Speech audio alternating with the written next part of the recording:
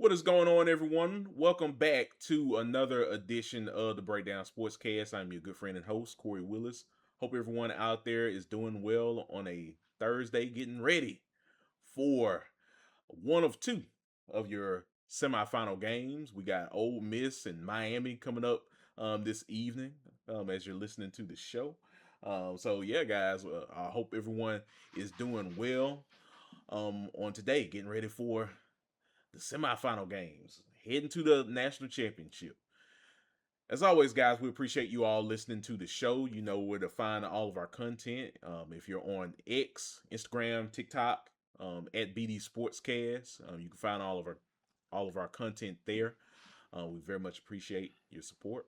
Um, if you want to listen to all of our past and present episodes of the show, you can listen to us on Apple Podcasts, Spotify, Amazon Music, anywhere you get your favorite podcast. You just type in the Breakdown Sportscast. You can find us on there.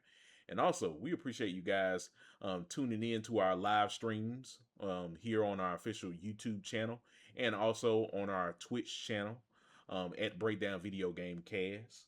We appreciate all of your support on the live streams, chiming in with us on the chats, all of that great stuff. Continue to do that. It's definitely helps the channel, helps create or broaden this community out that Chris and I have, cultivated the last couple of years. So continue to do that. Continue to tell your friends about us. We're trying to get to 100 subscribers. That way we can hand out some free swag courtesy of Chris and I as a thank you for what you guys have done here on the Breakdown Sportscast. So yeah, we appreciate all of you guys' support. As always, guys, you know who I'm with. I'm with my good friend and co-host. He is Chris Bolton. Chris, what's going on, man? Nothing much, man. Ready, ready for these games. Like you said, it's should be fun. You know, got some good matchups on the way, good storylines. The whole bit. So it's gonna be a good time, and man, we'll see who comes away victorious. Yeah, yeah, no, you're absolutely right, Chris. This is the games we've been waiting for. We've been waiting to get to this point, and we're down to four teams. There has to be two teams left to get into this national championship to battle it out for that nice trophy. I love that CFP trophy. If there's anything about the college football playoffs, is that trophy. It's probably one of the prettier trophies in all of sports. Yeah, no, definitely is. So we'll see who gets to hoist it here Yeah, shortly. But absolutely.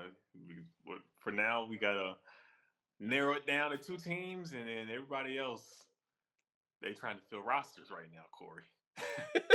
That they are. They're trying to fill rosters, trying to keep people on the boats in some of these programs right now, Chris. And look, you got some guys, 5-6 days ago, you sign contracts, everyone's high fiving each other, and then the next day, you end up finding out that that's not the case. And we all know what we're talking about. Yes, folks. Hey, We gotta talk it's, about it's a this. cold world we live in.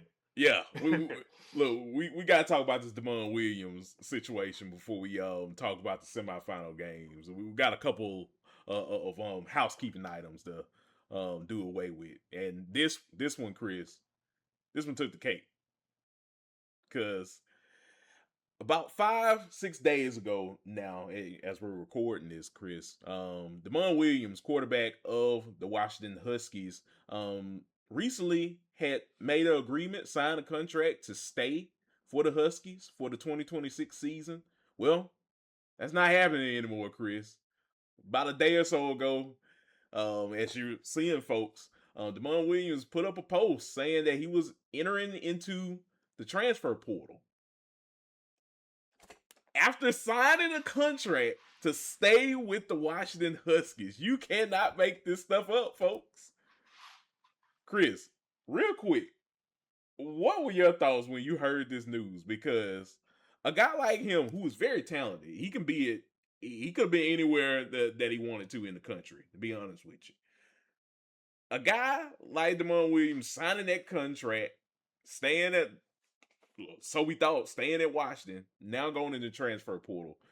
What are your thoughts? Because this is crazy. Yeah, I was shocked, surprised. And then you find out too that there's a clause that you can't slide, you can't go, buddy. You here to stay.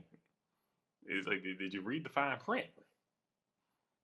Or was it just you heard the money and you're like, all right, bet, and went ahead and signed. But no, that's tough, man. I'm curious to see how this plays out because ultimately, if he has to stay, you got to get this reconciled with the staff, your brothers, your teammates. There's a whole lot of trickle down effect with this situation, Kory.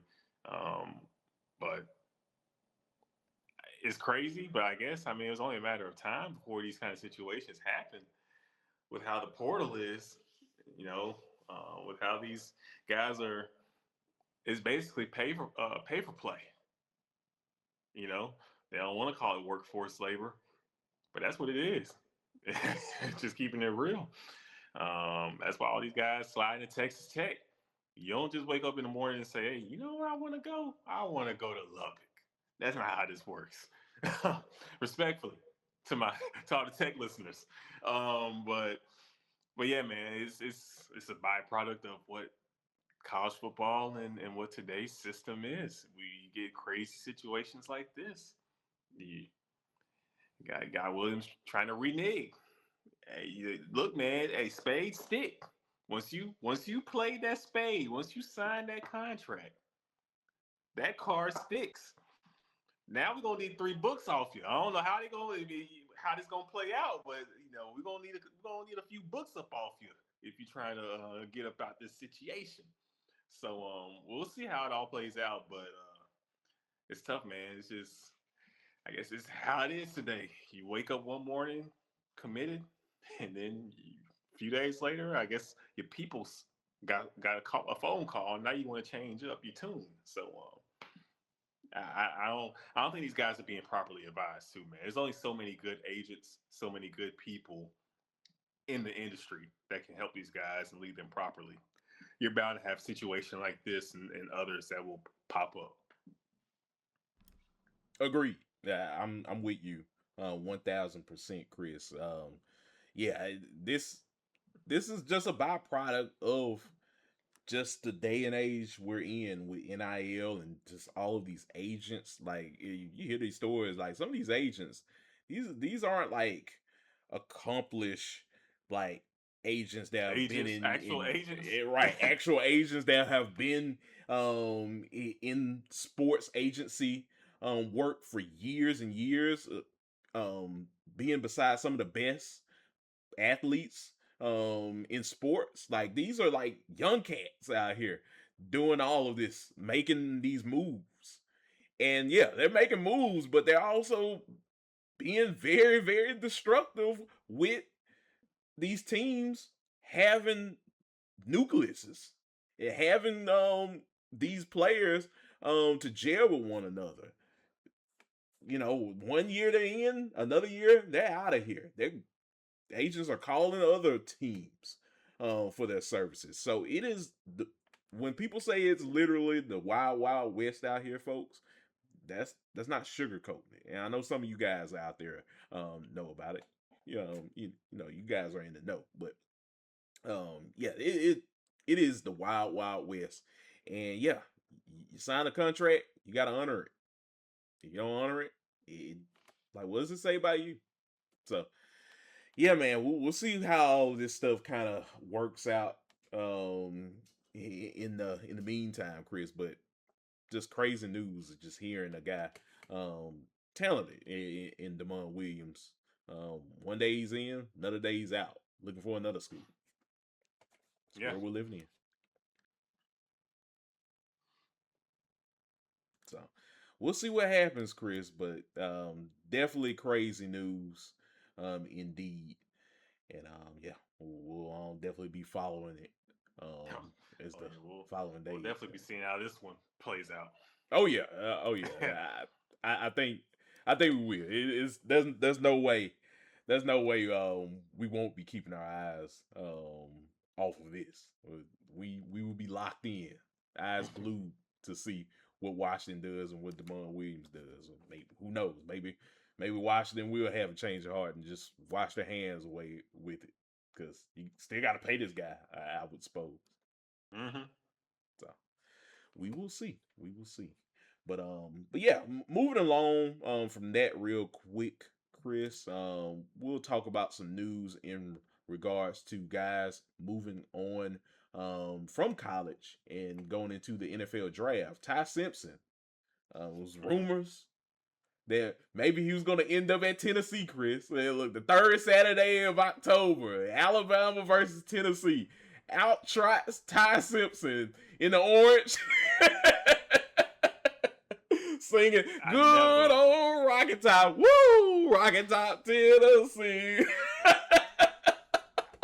I've seen a lot of people make some flips to the rival school lately. I didn't. I would had no part of me believed that Ty Simpson was going to do that. Not at all. Not at all. Like come on. That is you talk about sacrilegious. That is sacrilegious of all sacrilegious right there. From that to go from that crimson red to that bright orange, as orange as it gets. Oh my god. That would be insane. That's like on the level of let's say at the time like a Dante Moncrief, a guy that bled the the blue and red at Ole Miss. And then the next year he plays for Mississippi State. Like that don't make no sense. It doesn't. No, it doesn't. It doesn't at all. That's like I don't know, Bo Wallace just deciding to hit the portal and come to Mississippi State and after being at Ole Miss. Um, but yeah, that's how I said I'm gonna take my talents to the league. And after the season he had, Kory, I don't blame him. I feel like he definitely is a first round talent, a first round pick. This is a guy, no running game, no support. The offense literally was on his shoulders, on his back. And he led Alabama to a playoff win.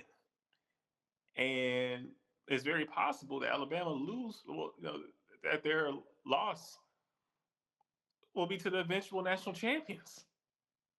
Like, you know what I'm saying? Ty Simpson had a really good year. You go on the road to Georgia and beat Georgia this season. Um, I mean, this Ty Simpson had a year, especially a year where he wasn't known to be the starter. Nobody was 100% sure of that. So year one for you, you get handed the mantle to have the season he had, and some ways, kind of despite some of the coaching, had a great year. Um, I think this is a guy that projects as a good quarterback in the league. I really do. I like the talent, and I'm curious to see where he winds up. But I don't blame him at all for hitting going to the pros. No, I don't blame him either. Look, he put up a really good video montage, just saying thank you to the Alabama fans and the team and the coaching staff for his time. He mentioned Nick Saban, through the video and everything. So he he sound like in a world where we were just talking about Damon Williams, signing a contract at Washington only to get ready to get into the portal. We talk about all of this stuff going on with college football, NIL, and transfer portal stuff, Chris. And then you look at a guy like Ty Simpson. The guy stayed until the end, got your team to the college football playoffs, got beat by Indiana. A lot of people get beat by Indiana these days. Uh, but you saw a guy that didn't want to give up on his team. He could have easily a couple years ago went into the transfer portal, could have been playing somewhere else, but he wanted to stay. He's one of those guys that he listened to Nick Saban and wanted to stay for the reason he did, which was to bring a national championship to the University of Alabama. He got close, didn't quite get there, but just He saw it him through. being there, he saw it through. Just and that's what he said. That's what he said. That was some of the things that Nick Saban taught previous team members of those Alabama teams about being accountable, seeing things through, being there for your teammates. He did that. So hats off to this guy by staying true to that crimson and white over there in Tuscaloosa. I think the sky's the limit for Ty Simpson. He's a heck of a player, heck of an athlete.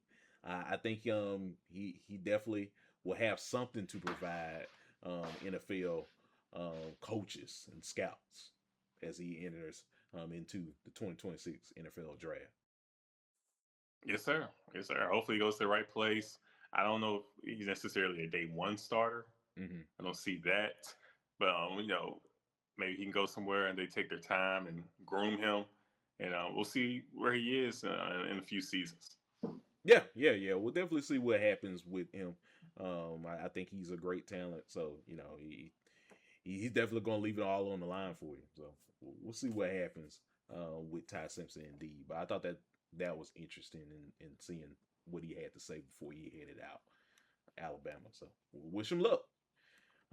But from Ty Simpson, Chris, real quick, and from one Alabama player to I guess a former Alabama player, Hmm. Caleb Downs leaving Ohio State. He's going into the NFL draft this year. A heck of a career, college career. Caleb Downs had at both Alabama and at Ohio State. He was a force at the position that he was in defensive wise. Yeah, man. What are your thoughts about Caleb Downs heading into the draft, and what do you think he's gonna project? Yeah, I mean Caleb Downs is a spectacular player. Yeah, I mean he's somebody that I'd be shocked if he falls outside the top 15 picks. Very well should be a top 10 pick. This is a elite talent. I think if we're talking excluding the importance of QBs and defensive ends, pass rushers, how prioritized those players are in the NFL. If you just look at player talent alone, this is one of the five best players in the draft. Caleb Downs is certified, ready to start for your NFL team day one. So wherever he goes, they crush his pick. Like, you won't get any complaints, I think, from the fan base whenever you draft Caleb Downs. He's that good of a guy. He's been that guy since day one as a freshman when he walked onto the field at Alabama, and has continued to be that guy throughout his career. agreed. Yeah, I'm definitely with you, man. Yeah, just a heck of a ball player. Caleb Downs was at the safety position, and look, I think this draft is rich in defensive backs and safeties this year. I think if there's any position that we can talk about, I think DBs are um, in abundance Mm-hmm. this year. So, and he's gonna be the guy leading the charge. I think that's prevalent um, at this point. So I wish him luck as well. Heck of a ball player. I think he's going to make a lot of money on Sundays. Oh yeah, Hmm. I agree. Yeah, a lot of money, a lot of money. So yeah, big ups to both of those two, Caleb Downs and Ty Simpson, by declaring for the 2026 NFL Draft. Last thing, Chris, before we head into um, your Bolton's Bet semifinal games, I got a list here. I flashed it earlier for you good folks. I bet you some of you guys were like, "What is that?" But I noticed this, Chris. well over 20 people, it has to be, from Iowa State are joining Matt Campbell's squad at Penn State now. It, you're looking at the list, folks. It is a bevy of Iowa State transfers heading to Happy Valley. What are your thoughts about this, Chris? Like, we knew what Matt Campbell had at Iowa State, but man, Mm-hmm. you remember when Dion said he was going to bring the Louis bag, from Jackson State to Yeah, Colorado. yeah. Yeah, I think Matt Campbell he brought the Louis bag, he brought the Gucci bag, he brought all the bags from Iowa State to to Penn State. Hey, this it reminds me of like how it used to be when someone got hired as a coach somewhere and they brought their guys. You had assistants on the staff and you move on up and you bring your boy with you, the quarterback's coach, you and the QB's coach tight. Well, you finna be the new offensive coordinator. You and the linebackers coach or the DB's coach are tight. Well, you gonna come be my DC. It reminds me of that. Like these guys, we know what they're here for. They're here to play for the guy that brought them to Iowa State, and it's a level up for them. I'm getting Penn State exposure. I'm playing in the Big Ten, more exposure than the Big 12. I mean, it doesn't surprise me at all. And you know, the head coach, he trusts these guys. So if you're trying to build a culture and set the tone year one, you're gonna bring your boys with you. So it's with the portal now, that same philosophy that applied when a coach got hired and he brought his guys with him to fill his staff, it's trickled on down to the players, and you're going to continue to see this every time someone gets hired to a big program. They're going to bring about 15, 20 players with them too. That's part of the deal. Yeah, no, you absolutely right, Chris. So yeah, man. Yeah, he's definitely bringing in some ballers, guys that he knows, that he's accustomed to this program. And hey, we'll see if it works out for Matt Campbell in his first year for Penn State. I'm definitely the pressure's on for Penn State to get back to the playoffs. And you got a heck of a coach in Matt Campbell that I know he's not going to quit. I know what he had at Iowa State was a great crop of guys that were competitive week in and week out. They didn't have the season that they had hoped, but hey, you find a new some new real estate to make something shake in 2026. Hey, let the chips fall where they lay. So yeah, I think that's what guys like Rocco Beck, Chase Sewell, all those guys, Caleb Bacon, all of those players at Iowa State now at Penn State are going to look forward to. Yeah. And if you're a Penn State fan, you'll take it, bro. A lot of your recruits flip. A lot of them Yeah. boys say, "I'm going with James. I'm heading to BT." And so, yeah, you got to fill bodies. So Mm-hmm. you'll take what you can get, honestly. And these are good players. Yeah, very good players, very good players. So, yeah, both Matt Campbell and James Franklin, they know what they're doing. They know what they got, and all they got to do is produce on the field. So we'll see what happens um, with them in 2026. So, Chris, we got all of the little news nuggets out the way. Mm-hmm. It's time to talk about Bolton's Bets Semifinal edition. Got some big Yes, sir. games. We'll start off with the one I guess coming up in a couple hours, depending on when you guys are listening to the show, folks. Yeah, we got Miami taking on Ole Miss. The line has Miami as a 3.5 point favorite. Over or under is at 52.5, Chris. So, Mm-hmm. Chick-fil-A Peach Bowl, Miami. Well, the Fiesta Bowl, I should say. We'll get to the Peach Bowl in a little while. Fiesta Bowl. Who you got? Who you got in this one, Chris? I got Miami. I think Miami wins. I think Miami covers. Um, Ole Miss has been a great story. Mm-hmm. I think if it wasn't Ole Miss, I think it was a different university, I think we would hear more pub about what Ole Miss is doing, especially with the kind of season they've had, and your coach leaves you and goes to the op. Several, 100 miles, a couple hundred miles away out there in Baton Rouge, and you still alive. You beat Georgia, who's been a force to be reckoned with in the SEC. It's been a great season for Ole Miss, but I think the fun comes to an end in this game, Kory. Miami, we said all season, it's as talented of a team as there is in the nation. And where they hang their hat is in the trenches. This defensive line, it's going to make the night very tough for Trinidad Chambers and for Kejuan Lacey. Lacey is someone who's playing through an injury. He's going to play, but he's not 100%.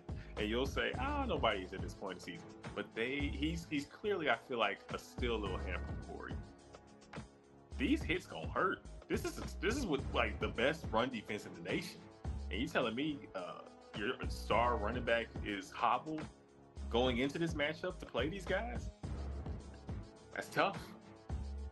I know Trinidad was able to run and scramble all around Georgia. I don't know if he's gonna be able to do all that against Lightfoot, against Reuben Bain Jr. and those boys. I don't see it playing out like that. So, and Ole Miss's defense, as solid as a bunch of it is, Miami's O-line is even better across the board. It just feels like this matchup is going to take, I feel like it takes Miami making mistakes and Ole Miss capitalizing and Ole Miss playing the game of their life for them to win. Even more so than this Georgia game that they just won. Georgia's a very good team, but Georgia doesn't have the horses that Miami does. Skill position to skill position, D-line, O-line, they don't have the same players that Miami has. Miami has those guys. They just play in the ACC. I know Trinidad has been special, but it feels a little bit like when Pat Mahomes and the Chiefs made it to that Super Bowl. Everybody assumed they were going to win, and then they got smacked by the Bucks. Feels a little bit like that game to me, Kory, where, like, I know Miami's 3.5-point favorites, but I could see Miami really low-key putting it on Ole Miss and just dominating on scrimmage, running Fletcher all game long. Even Carson Beck not having to make many plays, and you wear down an Ole Miss team and then beat them 34-17. Something of that vein. I can see the game being like that, if even 34-14, like one of those kind of games. I think Miami, they run away with this one, Kory. Give me the Canes. Yeah, I'm pretty much with you, Chris. I think Ole Miss, a heck of a season that they've had. I think things change. I think things definitely change with this game.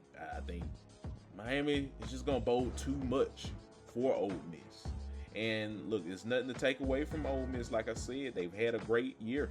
But when you gotta deal with Marquise Lightfoot, Reuben Bain Jr., goodness gracious, just him alone, it's just a force to be reckoned with. Muhammad Toure, all of these guys, like, these are beasts we talking about. And Sunday guys. Yeah, Sunday guys. And they play the long game with you. They play a full 60 minutes with you. They don't care. They won't And get as good tired. as they are at stopping the run, they're that good at rushing the passer. Yeah, It doesn't end. right, right. So they're gonna make your life as hard as they possibly can make it, Trinidad Chambers. And look, I ain't gotta tell him. He knows it. Chambers is a professional at this point. So yeah, I think overall, Miami is just gonna bowl too. It's just gonna bowl to be too much for the Rebels, and yeah, it's gonna be one of those tough outs for them. And even offensively, we talk about the defense. I think they're gonna have to stop that 1-2 punch with Fletcher and Malachi Tony. Like they're gonna have to stop that because once they get to chucking, once they get to rolling, Chris, they're gonna be a hard out too. Like, No, yeah, sure. I think about it a lot when you see Ole Miss. They run the ball so well with Kyron Lacy, Chris, and you're playing the game with Ole Miss, and then next thing you know, you look at the billboard, at the scoreboard, and it's like third quarter already. Halfway through the third quarter, you're heading towards the fourth quarter, you're down by 2 scores. And a lot of that is just because Ole Miss is very good at chucking a lot of that clock out. Well, you look at Miami, they're good at doing that too. They can play that game too. So, give me Miami to win this game just because I think between these two teams, I think Miami's going to figure out how to play that game better than Ole Miss, unfortunately. And yeah, I think, like we said, they're just going to be too much for them at the end. So give me Miami 42, Ole Miss 21 in this one. Miami wins. Okay. All right. Yeah, man. We'll see what happens, but I think Miami's going to have a lot of fun out there in Arizona. I think so too. I will say if Ole Miss wins, that means Chambers had a game. Point blank period. He's gonna have to have a game. Yeah. You thought he had a game against Georgia. He's gonna have to run that back. Mm-hmm. And some. Absolutely. I'm with you on that one, brother. So we'll see what happens. Indeed. Now, moving along to the final game we have before we head out of here on today's show, folks. Let you watch Miami, Ole Miss. Oregon taking on Indiana. The line has Indiana as a 3.5 point favorite. Over under is at 48.5. So yeah, you got Indiana in this one, Chris, in the Chick-fil-A Peach Bowl. Go ahead and let us know what's your thoughts about this game. Yeah, Kory, I'm not gonna lie, man. I was wavering on this one. I've been going back and forth. I love the talent that Oregon possesses on its roster. It's a very talented team. Dante Moore is one of those guys too at the QB position. Someone that we probably will see drafted top 5 along with Mendoza in April. Across the board on both sides of the ball, Oregon's very talented.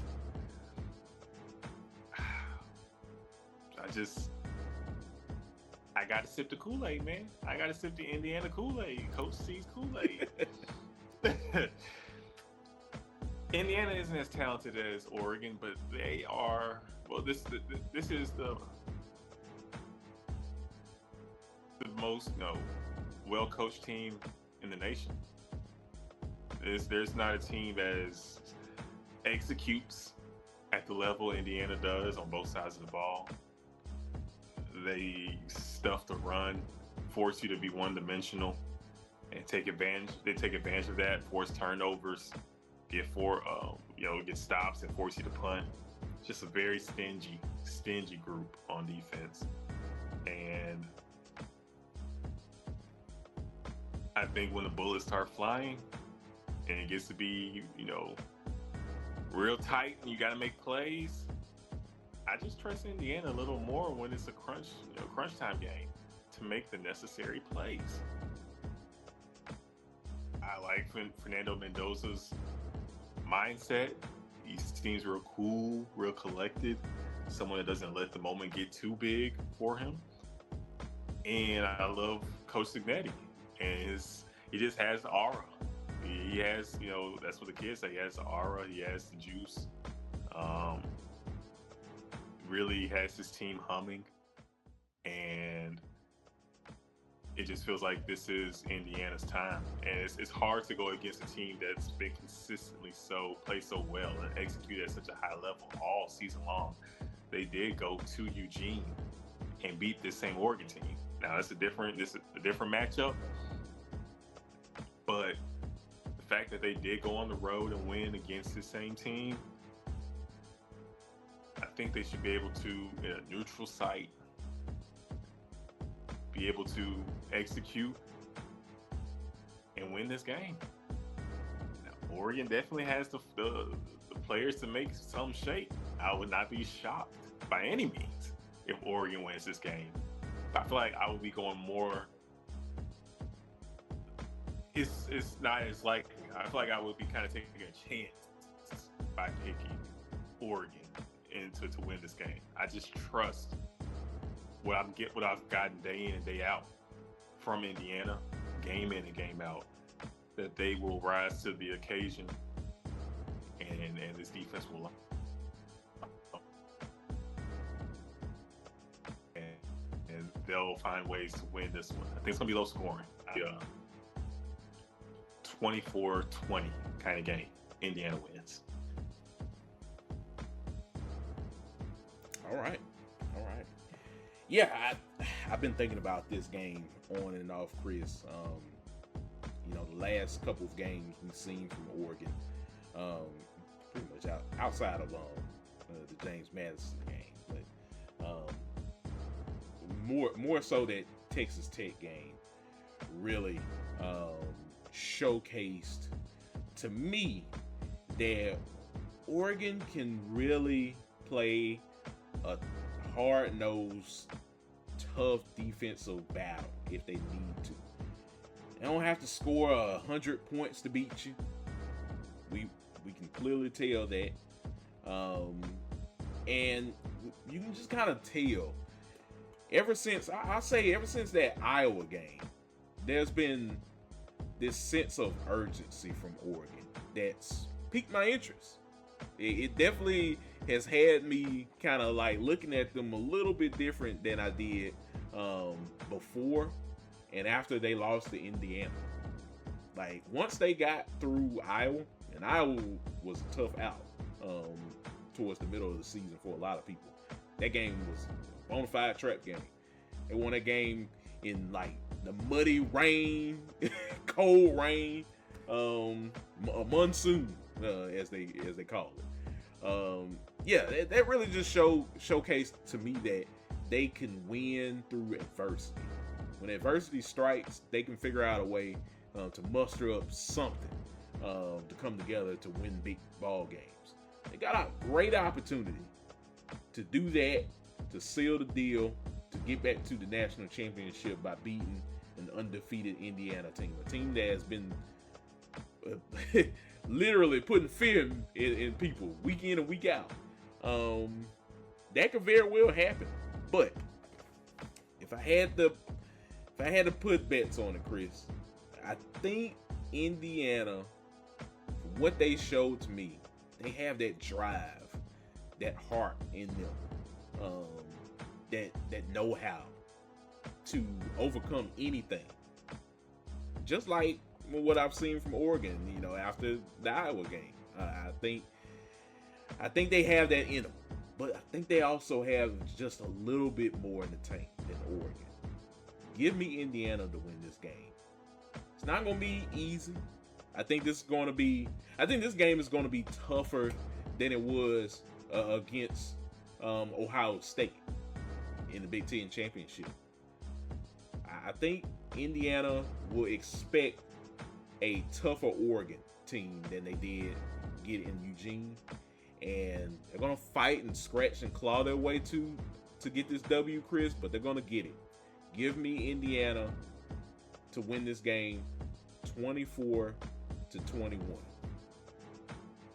Field goal wins the ball game. I wouldn't be shocked. I can see it playing out like that, man. This is a game for real. Yeah. Like we come here on Sunday. We record on Sunday, and Oregon won. Wouldn't be shocked. Oregon can definitely make it happen. Oregon's a team playing with a chip on its shoulder after how last season finished. So we'll see how it plays out. But yeah, I'm with you. I just trust Indiana a little more. But this will be a great game. You don't want to miss this. No. You do not want to miss this game. This is going to be... yeah, look, you like physical football? We've seen a couple games this season. Like I mentioned, Oregon, Iowa was one of them. Yeah, we can go on and on. Probably say... This game was one of them. Yeah, this game was one of them. There were a couple out there. I think this game is going to be the granddaddy of them all. This is literally going to be the Rose Bowl of defensive matchups right here. Mark my words. Hey, this is an old Rose Bowl matchup. Well, would have been. Yeah. Because Oregon was in the Pac-12 and Indiana's a Big Ten school. Yeah. So, but no, we'll see how this game plays out. But I'm excited. It's going to be a lot of fun, whether it's a track meet or if it's a defensive struggle. Right. Yeah. That's why I'm eager to see. What's going to come out of this. Either way, you're getting a good ball game, folks. Look, if this game becomes a race to who can score 70 points, sign me up. I think I'll be watching that. But yeah, I can't wait either way. I think this game is going to be massive. And yeah, it will cap off our weekend. And we will then know, Chris, who will be going to Miami for the college football national championship game. Should be a fun one indeed. Yes, sir. So yeah, man. Well, that's all for us on today's show, folks. We appreciate you guys tapping in with Chris and I, listening to all of our thoughts on these, all of this news that's going on surrounding transfer portal and heading towards the semifinal games. We appreciate all of you guys' support with chiming in with us on the show. Leave likes, comments. Let us know what you're excited about during the semifinal week of the college football playoffs. Let us know your thoughts. But before we head out of here, Chris, got some outros. Let the good folks know where they can find you on social media. Yeah, you can find your boy on X at Chris_Bolton_12 and on Instagram at Chris.Bolton_. Holla at your boy. Awesome. And yeah, folks, you can find me on X at Listen to KSW. I'm on there talking college football, professional wrestling, all of that great stuff. So yeah, definitely follow me on there.